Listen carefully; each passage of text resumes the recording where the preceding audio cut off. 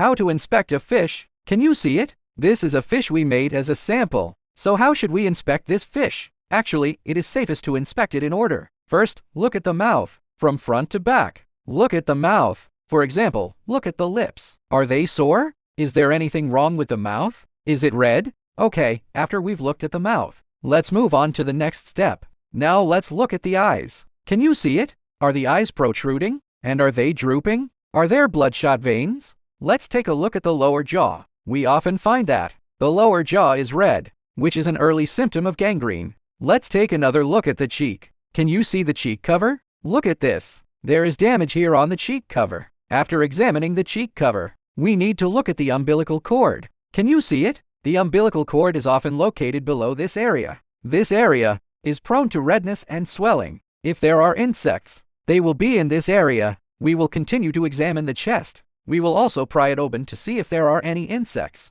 any bleeding symptoms, any spreading, or any separation of fibers. Then look at the body. Look at this fish. Can you see it? Look at this one. It's obviously rotting. Can you see it? It's near this line. After looking at this side, let's look at the other side. Look, there's the same thing here. It's on both sides. This is a typical symptom of a bacterial infection, because if it were physical damage, it would be impossible for him to have the same symptoms on both sides. See, there's also some here on the stomach. At this point, we need to pull up the umbilical cord. Pull it up, and take a look. Why? Because we need to check if there are any worms, right? Or if there is any rot. These things tend to occur in these areas, so we need to pull it up and take a look. After taking a look, we will continue to examine the back. For example, if there is enteritis, there will usually be redness and swelling here. There will be red spots on the belly here, right? Gently press it. Oh, this is normal. There is feces coming out, right? Come on.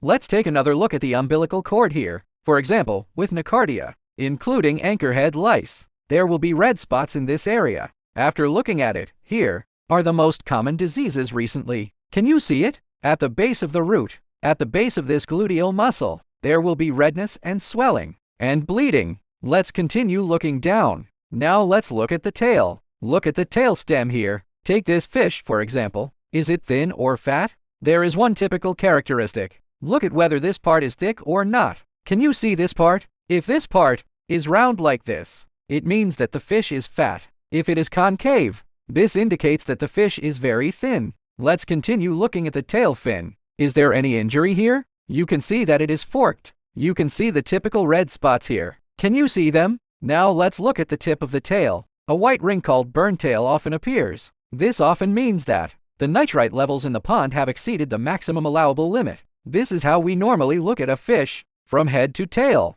After examining the body surface, look at the gill cover, and then his body can often help us discover many problems.